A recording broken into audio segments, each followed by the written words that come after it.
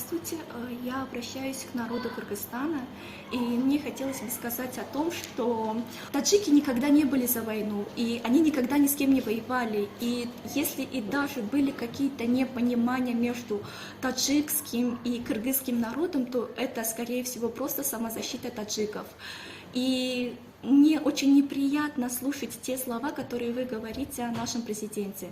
Мы его не боимся, и он у нас не царек, как некоторые из вас говорят.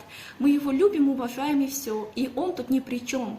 И какие-то непонимания были между этими двумя народами, то, наверное, и не то чтобы, наверное, а точно таджики просто защищались. И то, что вы говорите всякие гадости про нашего президента, мы его не боимся, мы его любим и просто уважаем. И поэтому то, что вы называете себя мусульманами и говорите, что обвиняете нас, а с вашей стороны вы же тоже бомбили наши мечети. Разве это ислам?